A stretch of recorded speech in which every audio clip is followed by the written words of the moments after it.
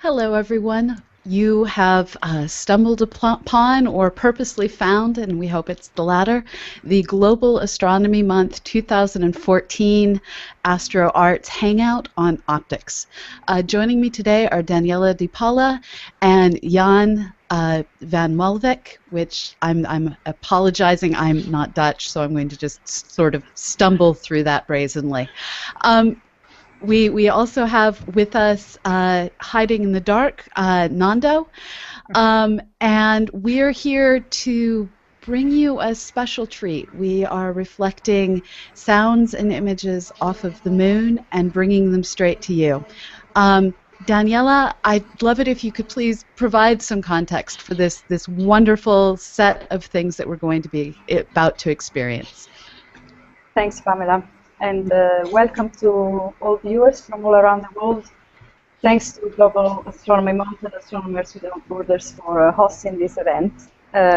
Today we are going to bounce off the moon 12 images that have been submitted by people from all around the world. I'm very happy and proud of how many images I've received, and we made a choice of 12 images that are a mix of images from artists, amateur astronomers, and people from all walks of life from all over the place. And if we go to the first image, please, Pamela, I will tell a little bit about the context of this project. It should be the image of the radio telescope. Yep. Where we are streaming this event from at the moment. We are inside the cabin that you see in this image. And here in the Netherlands is 9 p.m. And we are going to transmit in a few minutes the images from Italy to the Netherlands by the moon. We started this work together about in 2009, so we've been collaborating for several years now, and together with me there is a great team of technicians. Calling them technicians is not good enough. They're incredibly talented and skilled people, amateur astronomers, radio astronomers, and with me we have Eine, Cor, Theo, and of course Jan van Malvik, Mike, and Miriam from Astron. And if we go to the next image, I can explain a little bit about the technology. So this visualizes a little bit what we're going to do today for people who don't know much about the moon bounce technology. We are literally using the moon as a natural satellite. So the image will be transmitted from Italy and picked up in the Netherlands, receiving all the information of the moon surface, so to speak. So the images will be corrupted by the moon surface. The distortion you will see in the returning images are caused by several reasons. The main cause is the fact that the moon is not a very good reflector. Of course, it's a very rocky surface full of craters, so the radio waves, when they hit the moon surface, are scattered all over the place. Most of them fade away into space, and only a very small part returns back to Earth.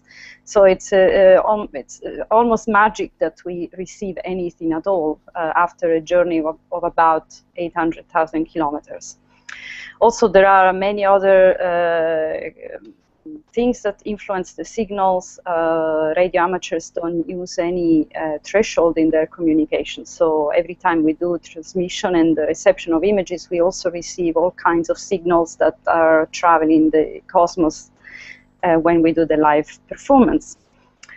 And the place where we are presenting this project is a very special instrument. Jan van Malvik will tell a little bit more about that. So if we can move to the next image, Pamela, please. I'd like to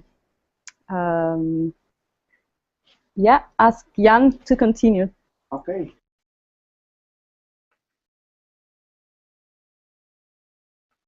It's the first moving radio telescope in the world.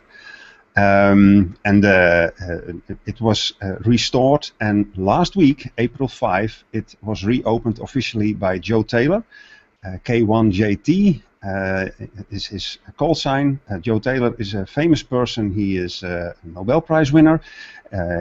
He won that prize with radio astronomy, studying binary pulsar with the Arecibo big dish, 300-meter dish. And he is also a radio amateur, and he wrote the special software for moonbounce, WSJT, as a lot of radio amateurs use and know about. So he was the perfect person combining radio astronomy, history, and radio amateurism to reopen this dish. And well, it was a big party. Many people were here, and it was great fun.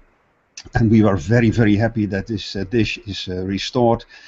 We worked on this project from 2006 or something. It costed about 1 million euros. That's a lot of money, but now we are sure we preserved the famous instrument for at least another 50 years. So we are very, very happy you caught us at this very, very special moment. And there was another picture, I think. Let's see. Yeah, this was the official opening.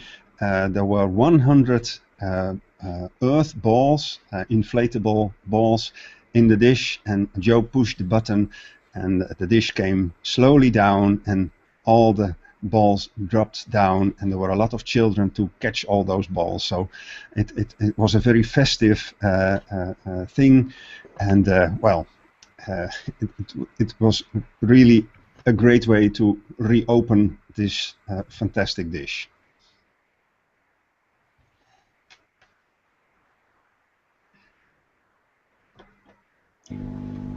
Okay, so as we are approaching the live show, maybe I can tell a little bit more about this project.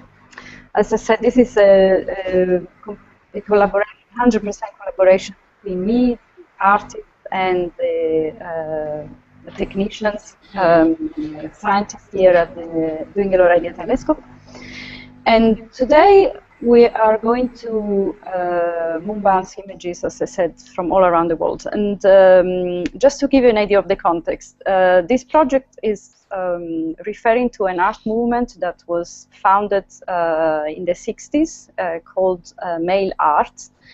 And male art was an art movement developed out of the Fluxus movement, and is considered male art is considered art only once it is dispatched. So at the end of the show, we will be printing the images, and we will be sending them out to all the participants as postcards. So once the participants will receive the postcard, in that moment, the postcard becomes art. This is according to the male art statement in the 60s.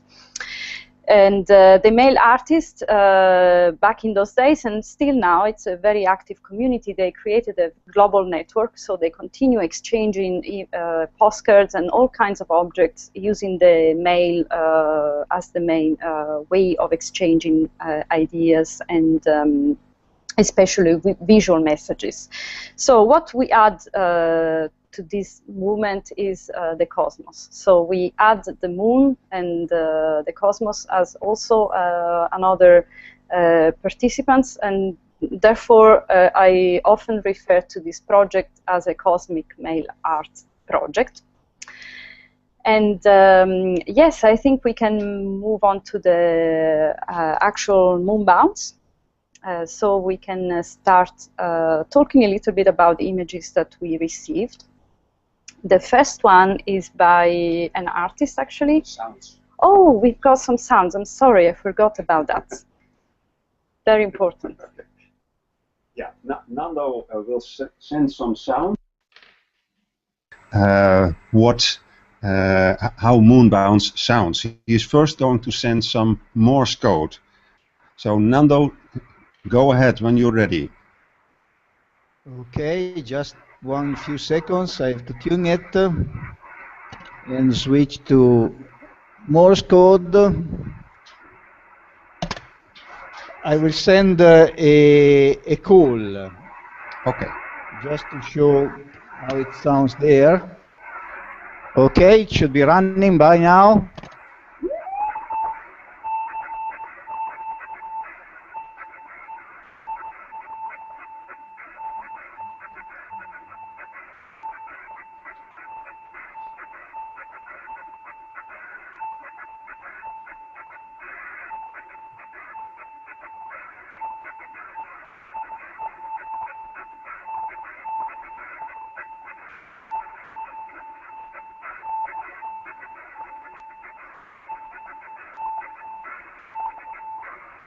Okay, fantastic, Nando.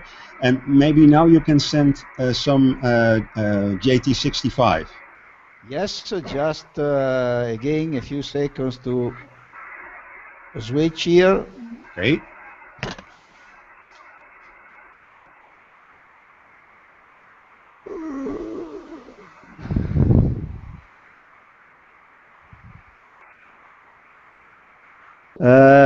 Well, okay, it should start now. Okay.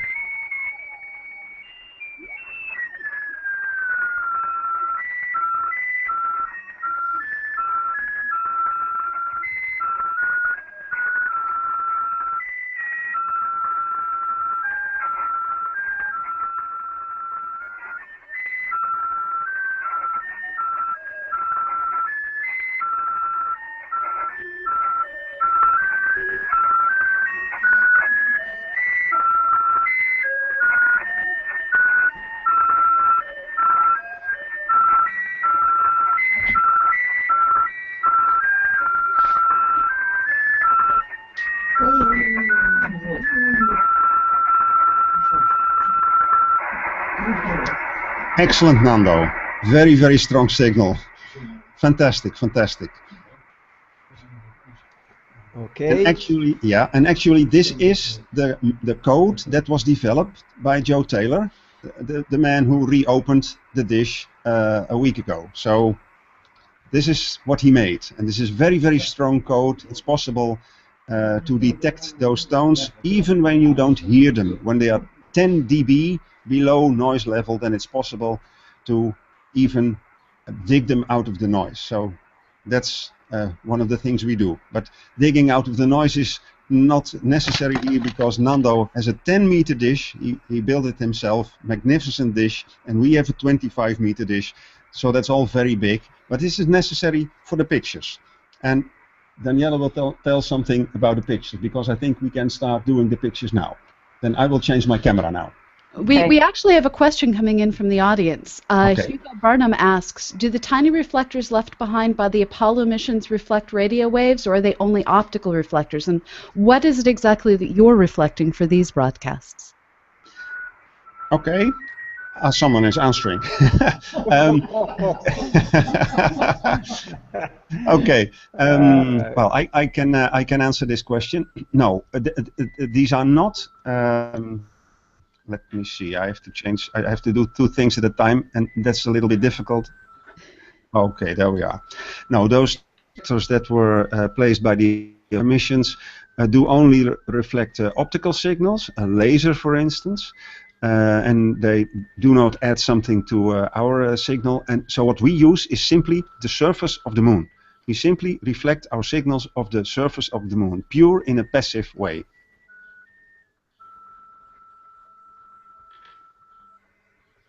So Daniela, what do you have to say?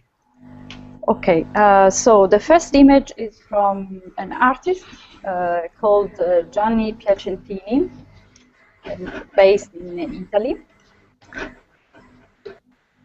And I chosen this image because, well, it was created especially for this event, and also it's a very geometric image, so it will be interesting to see how it is when it returns from the moon. Can start? I think we need to see the original image. Yeah, better, so I know what to send. I think it will help. Okay. So Pamela, if you can please show the image number 1 from the submissions. So we can show the difference between exactly what an image looks like before and after returning from the moon. So this is the original image by Gianni Piacentini. And now, right at this moment, Nando is going to send the radio waves to the moon. And in 2.5 seconds, we will receive the reflection. I also asked the people who submitted the images to send me a short message to go with the visual message. So I will read for each image also the text. and as if it was written at the back of a card. So I consider these images as virtual postcards. Someone is sending JT65 on this frequency, Nando. Shit, I'm sorry. No, I've been closing JT65. I was not even calling, just to avoid someone to answer. Let's wait. I think it will understand it.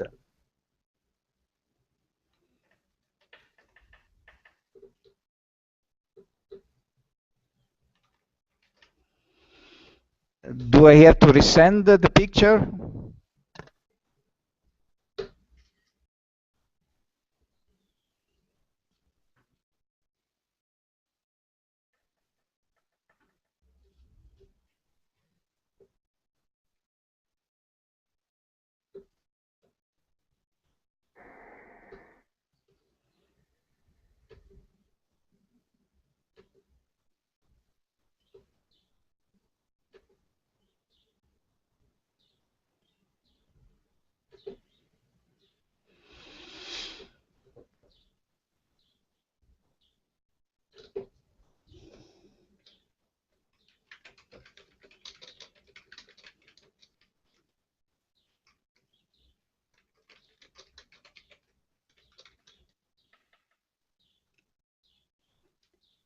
So what's happening right now, Daniela? No. Although I'm not Sorry, my fault. My fault. I had USJT still transmitting, so it was my fault. I'm going to resend the picture. Is that okay? Okay, we'll try to explain briefly. As far as I understand, the image was sent, but we use a certain system for receiving them, and maybe it was not, the software wasn't 100% set for receiving it. So we'll tell you a little bit more about it later.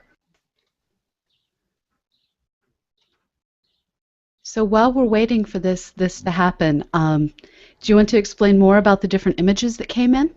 Yeah, sure. Jan, the big window, okay, and the lower third, okay. Yeah. This image, as I said, was created especially for this performance, and it's coming back very patchy. The message at the back of the card was to all the vehicles in the skyways, wishing safe journey, and then a pleasant return.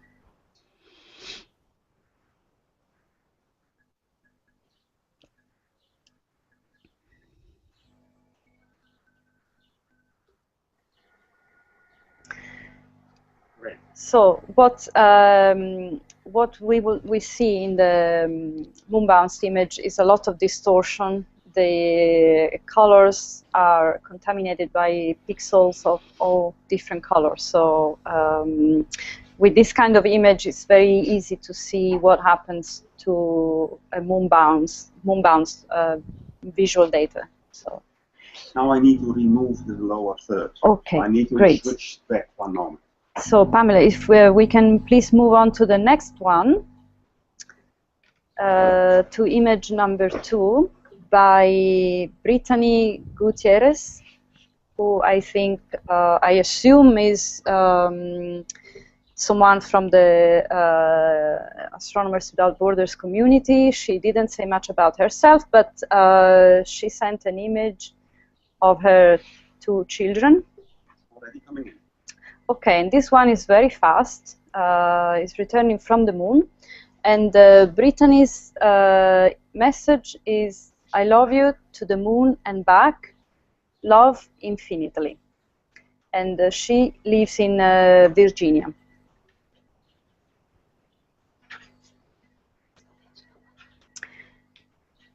This one.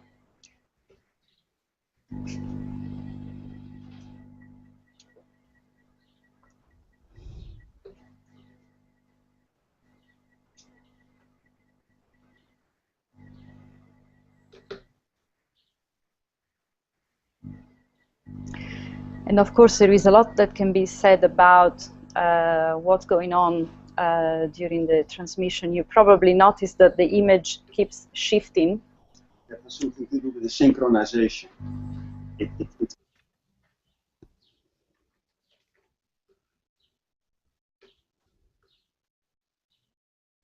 Yes, that's something that we always have when we receive images from the moon. So it's part of the whole process. If we move on to the next image,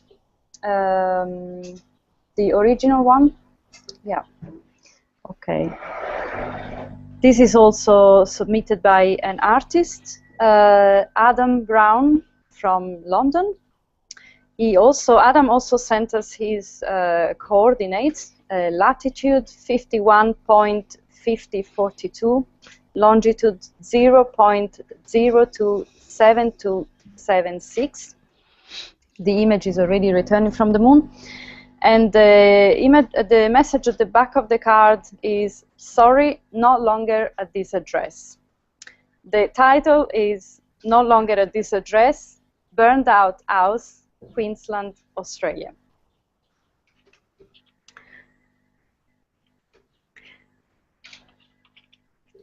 The colors of the images are a little bit different from what you probably see on the screen at the moment.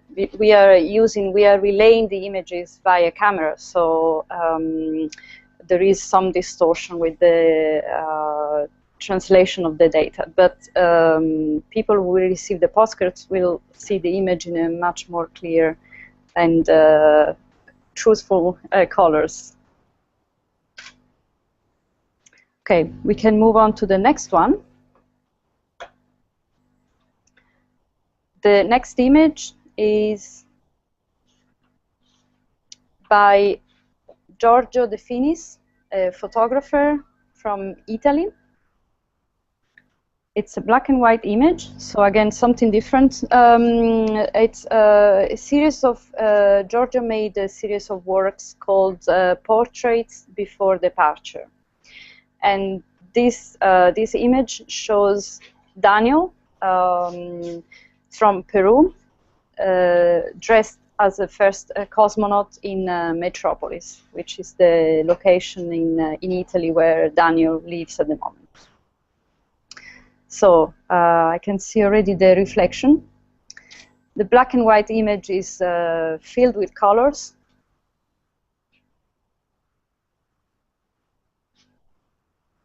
This is because we are using a system of image transmission set for colors. So if we were transmitting with another, well, how would you call it, Jan?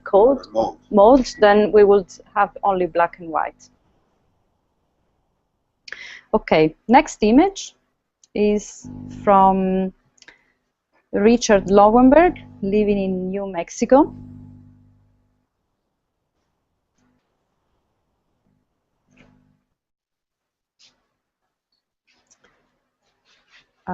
Okay.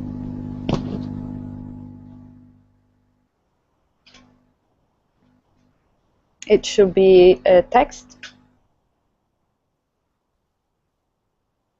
Okay, that's it. And Richard was very laconic.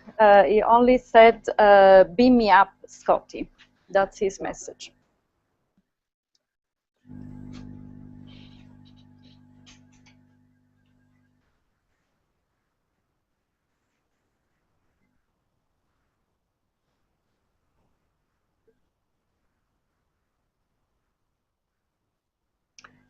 Jan, would you like to say more about the images, or do you think we explained enough? Okay.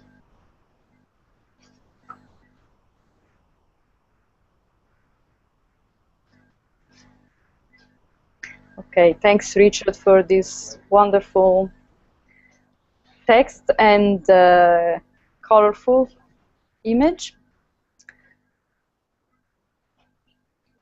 Great, so we can move on to the next one. You probably see at the back some movement. These are the cameras, radio amateurs. So the cabin is very lively, and later we will give you a tour of what's going on in here. The next image is by Andreas Imse, who is part actually of the ham radio community. We know him, we met him personally. He's a radio amateur from Germany.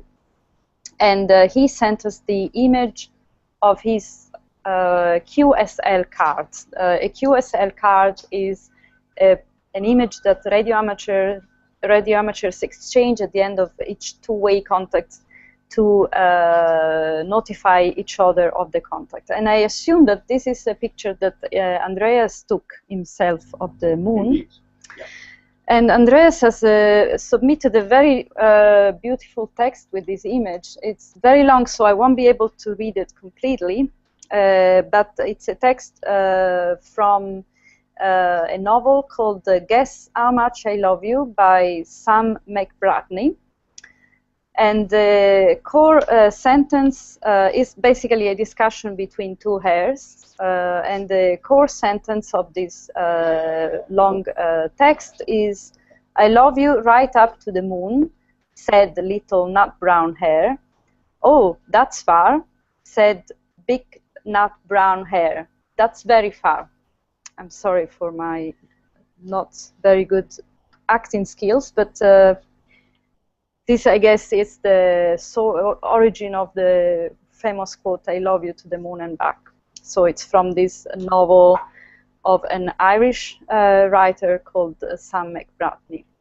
Okay, thank you, Andreas. And the next image is from North Carolina by Tavi Greiner. I hope I'm pronouncing the name correctly.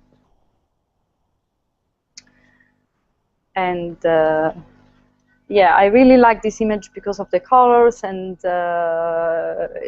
because I felt that it can connect with everybody watching a sunset by the sea.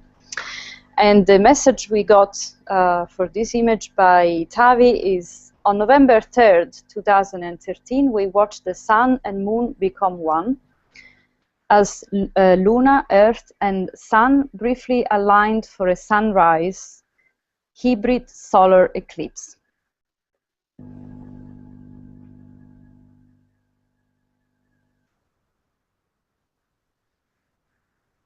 I think the moonbound image is just as amazing, yeah. At least for me.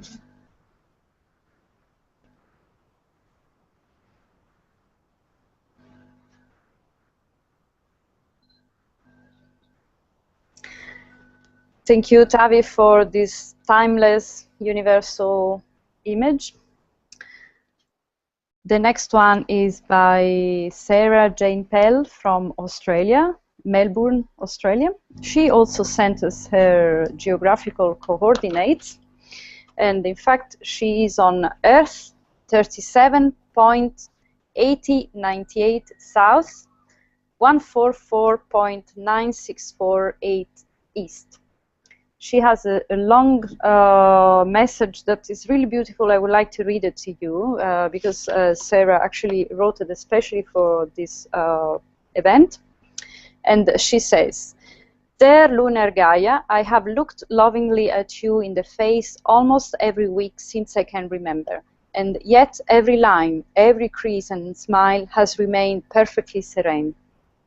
It is time to tell you that your timeless beauty and celestial illumination has been a mesmering and anchoring force in my life.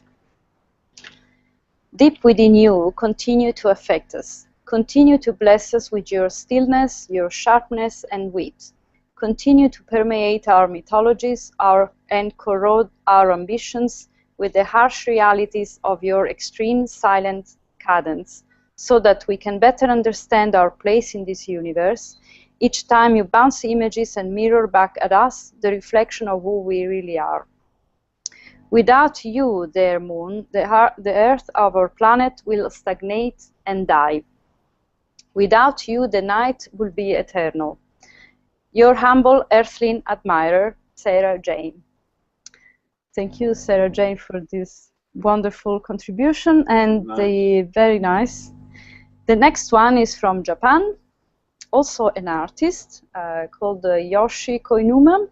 And Yoshi's been very generous to offer for this project the image of one of his artworks, one of his paintings.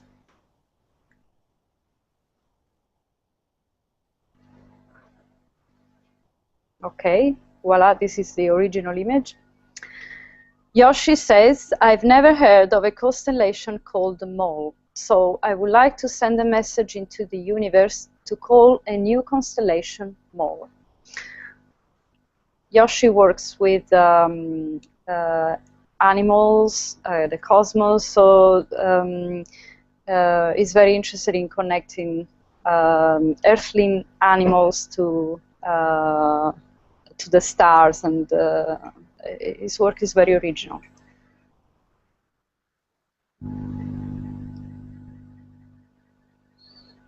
Okay, the mole has become slightly unreadable. It's an X-ray mole. It's an X-ray mole, so yeah.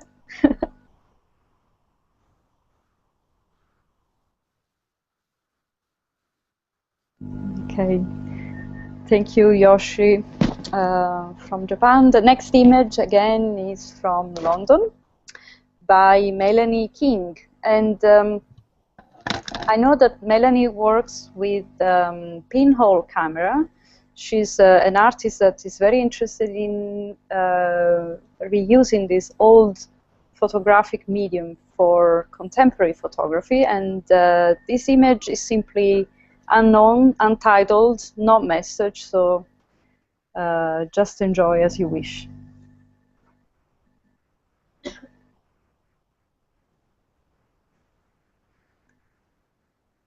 Because the original is very fuzzy, so it's going to be quite interesting to see what is going to come out after the moon bounce. Nando is producing excellent pictures. Yeah. Thank you.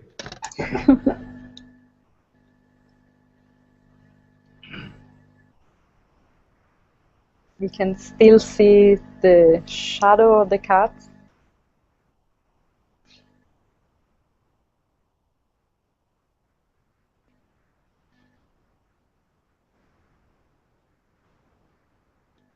Squeezing the eyes is a lot more clear.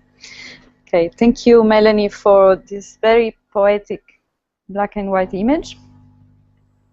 And the next one is from, I guess, the US. I don't have the exact location for this one, by another artist called Michael C. Turner. And the title of this image is Eternal Star, Cosmic Manifestation. So as the image returns from the moon, I will read the message at the back that says, I would like to send my space painting to the moon and back to signify the historical and scientific importance of space art to the ongoing exploration of space. Indeed, space art has been always very influential to also space science. So thanks, Michael, for reminding us.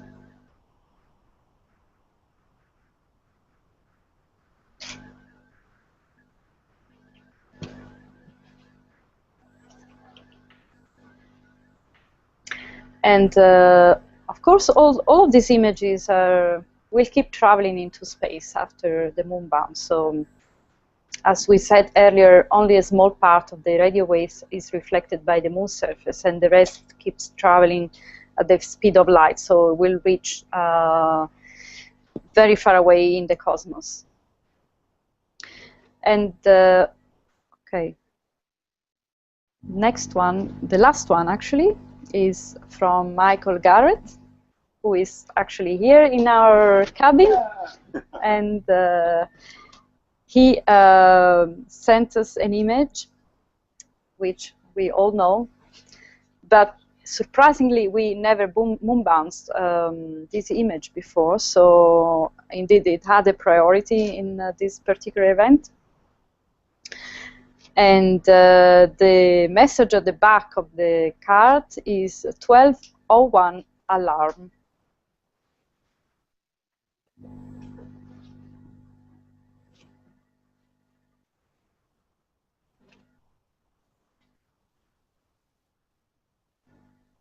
Thanks, Michael, for sending Buzz Aldrin back to the moon again. Maybe well, some astronauts is watching this program, and yeah, you never know. Well, thank you. We received about 60 images, and I kept receiving them today. We couldn't moon bounce them all. We can only do about 10 of them because of technical limitations. And time. And time, of course. We are going to print these images, send them back, as I said.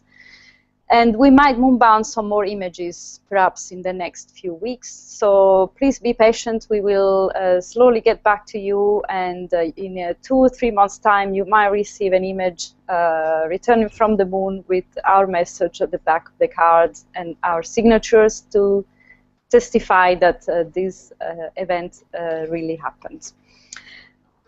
On the tour. So we have an additional question coming in from the audience. What is the beam width in arc seconds when it hits the moon? That's a nice one. I will switch back for a moment to my own camera. You can see me.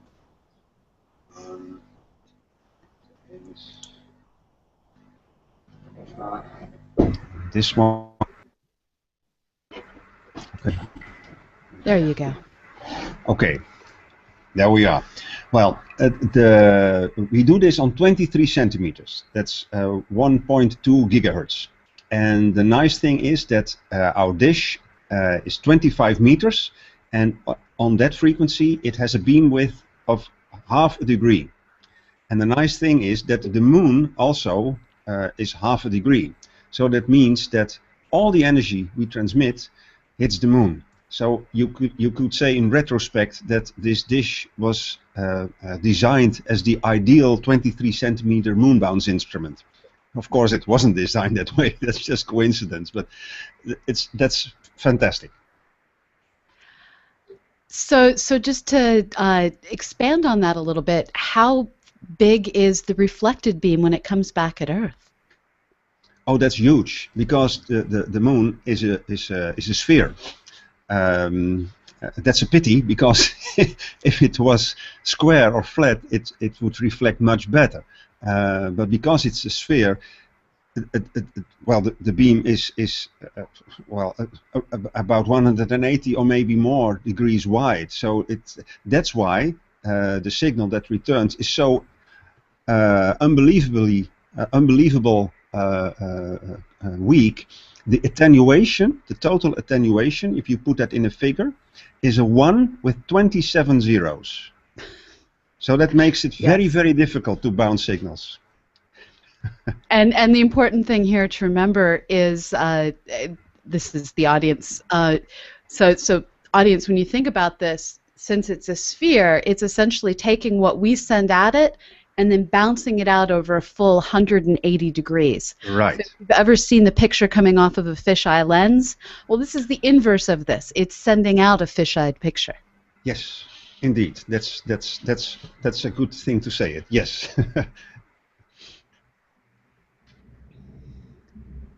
So for those of you wondering where we're getting the questions and how you too can participate, wherever you're watching this, you should see a link to the Q&A app. Go ahead and leave your question through the YouTube Q&A app, and we will try and get to it here on air. This broadcast is being presented as part of the Global Astronomy Month Astro Art Hangout series. We're going to be bringing you a whole series of small hangouts that focus tightly on ways that art is being used or inspired through astronomy. In this case, we're taking beautiful photography and making it beautiful in a different way by changing the images, by bouncing them off of the moon. If you want to find out more about this program, go to the Astronomers Without Borders website and you can learn all about this series, because it doesn't happen just during the month of April. There's actually blog posts and events that happen throughout the world that you can be part of. Okay, Pamela, while we wait for more questions, we were thinking of doing a tour of the radio telescope because this instrument is incredible, it's very special, possibly the only instrument in the world that is fitted and available for this kind of thing. So Yes. we're all very proud of this telescope.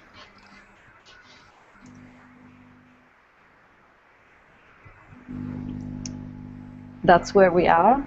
That's me, hello, from another perspective.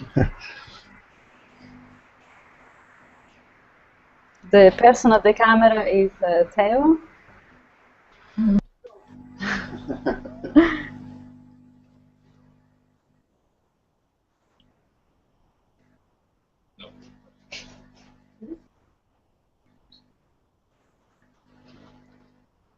Okay, and Michael Garrett, Miriam Janssen.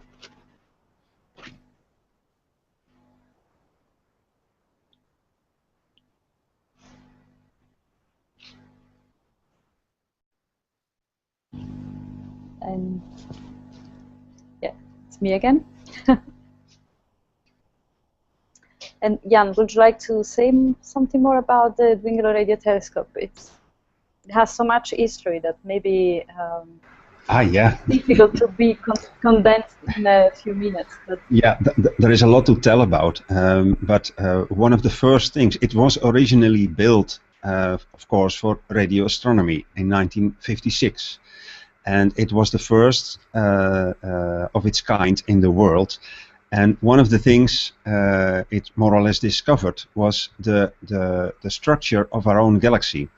We now know that our galaxy is a disk filled with stars, but until then we only saw the Milky Way up in the air. That's that light band of stars, and you cannot watch through this band. That's not possible.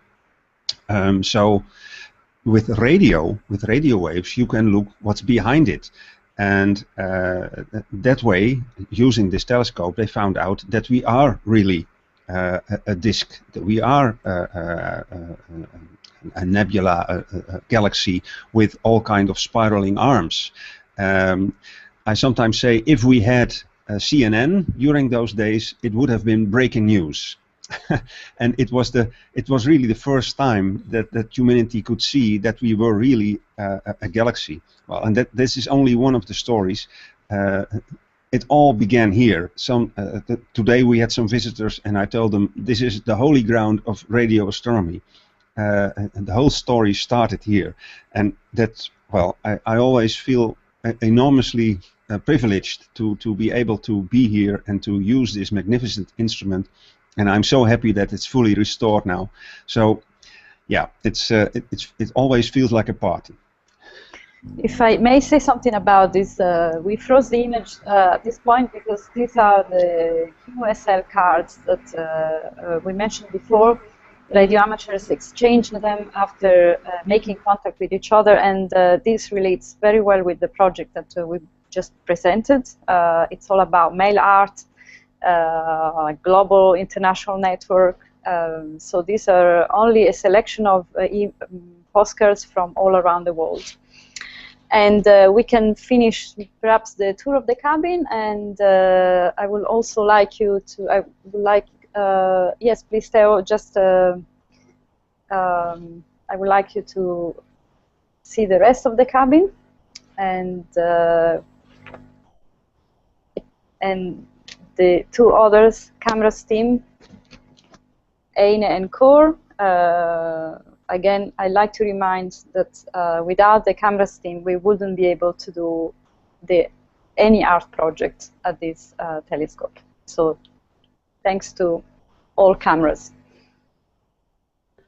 Noel Rupenthal is asking, if you tried to stream video this way, how would the quality look? And I think this goes into how long it takes to send out the signal as well. Could one of you discuss the pros and cons of trying to send video? Oh, yes. Okay, yeah. Well, actually, that was the first question, more or less. Daniela asked us in 2009, is it possible to do moving images, to do a movie via the moon? Well, it's not impossible, but you need a huge disk, because we use a process to transfer images that's called slow scan television. You saw the pictures coming in line by line by line, and that uses rather small bandwidth technology. So all the energy we use goes into that small bandwidth. But to transfer video and audio at the same time, a normal television signal, or a streaming signal or whatever, you need much more bandwidth, and so you need to project much more energy on the moon. So you would need a much bigger dish. We did some calculations, and we think it should be possible using the Arecibo dish, 300 meters at one end, and the 25-meter Dwingelo dish at the other end. Well, unfortunately, the Arecibo dish is still used for scientific work, so we can't do that experiment. So therefore, we switched to slow scan images and one picture at a time using the technology we use. So that, and it's still amazing. I mean, you see those images, and remember, we use very big dishes to produce this kind of, well, totally not high definition images, but it's great fun. But to do television, it would require much bigger dishes. So one additional question: when we talk about radio astronomy, it's usually we're usually discussing receiving images. Are there radio telescopes out there that can't send as well as receive, or is this radar capability fairly ubiquitous? Well, the dish is only a mirror. And it depends on what you put in the focal point. But normally, radio astronomers only receive, because there's no point in transmitting to stars, because it takes many years, thousands of years, millions of years before those signals reach those stars. So transmitting for a radio astronomer is something very strange. It took some talking to some of the radio astronomers here at Astron before they understood what we would like to do. So, because radio astronomers normally only listen, they receive. But the process and the instruments, the things that are necessary, are not so difficult. I mean, if you have a receiving dish and you add a transmitter somewhere in the process, you could easily transmit with it. It works fully vice versa. So we don't have any more questions at the moment coming in from our audience. Daniela, would you like to highlight any more of the things that AstroArt is up to during this Global Astronomy Month? Yeah, sure. Thanks, Pamela, for asking this question. I'm one of the AstroArt organizers, so we brought together this program.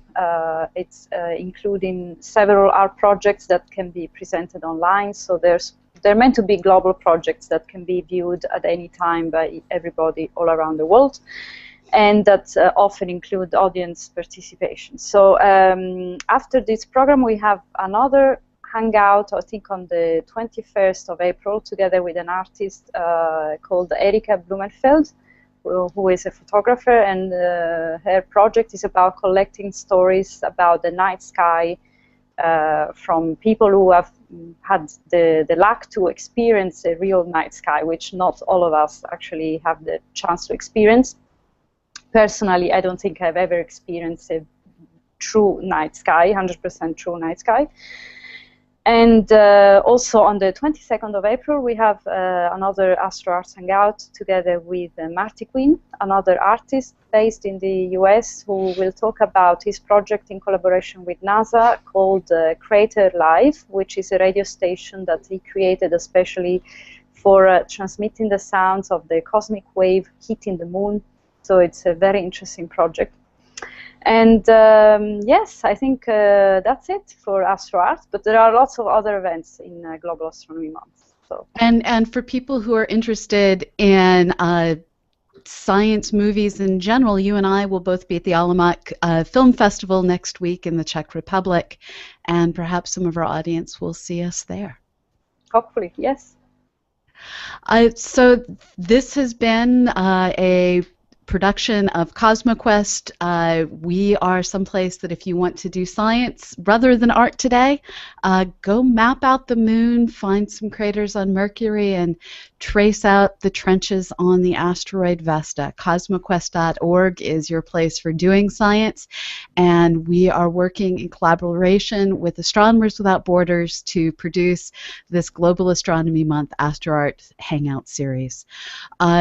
Please check out both CosmoQuest.org and AstronomersWithoutBorders.org and learn all you can about this amazing cosmos that we share, and let what you learn inspire your art.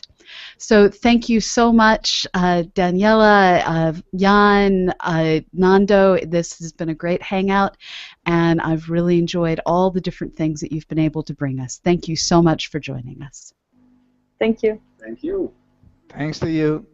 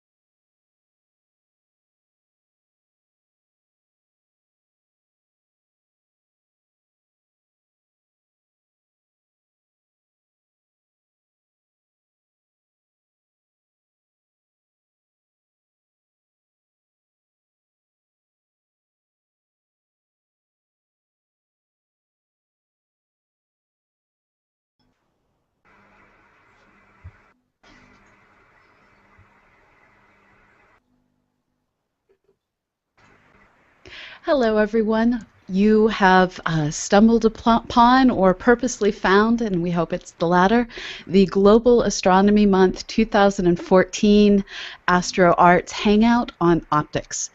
Joining me today are Daniela DePaulis and Jan van Malvik, which I'm apologizing, I'm not Dutch, so I'm going to just sort of stumble through that brazenly.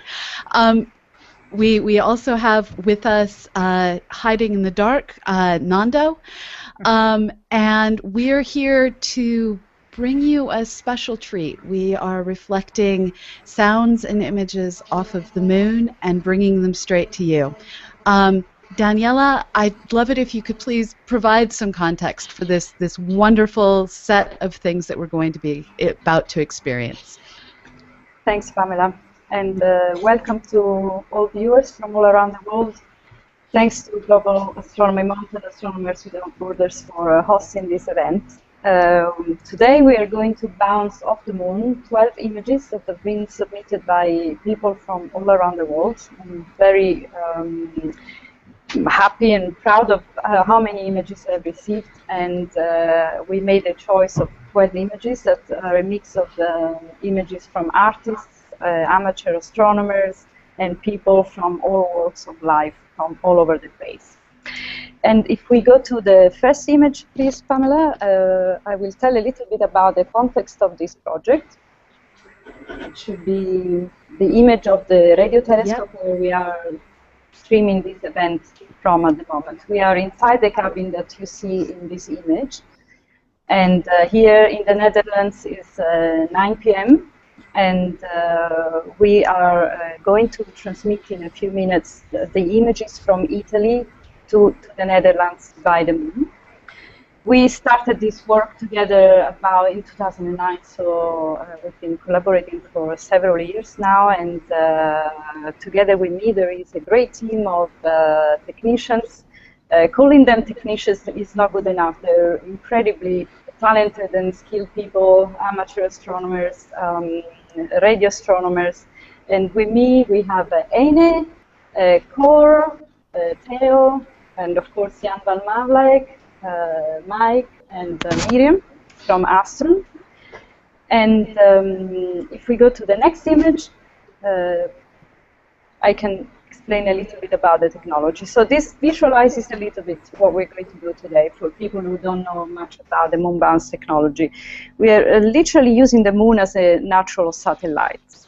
So the image will be transmitted from Italy and picked up in the Netherlands, receiving all the information of the moon surface, so to speak. So the images will be corrupted by the moon surface. The distortion you will see in the returning images are caused by several reasons. The main cause is the fact that the moon is not a very good reflector. Of course, it's a very rocky surface full of craters, so the radio waves, when they hit the moon surface, are scattered all over the place. Most of them fade away into space, and only a very small part returns back to Earth. So it's almost magic that we receive anything at all after a journey of about 800,000 kilometers. Also, there are many other things that influence the signals. Radio amateurs don't use any threshold in their communication. So every time we do transmission and the reception of images, we also receive all kinds of signals that are traveling the cosmos when we do the live performance. And the place where we are presenting this project is a very special instrument. Jan van Mavlek will tell a little bit more about that. So if we can move to the next image, Pamela, please. I'd like to ask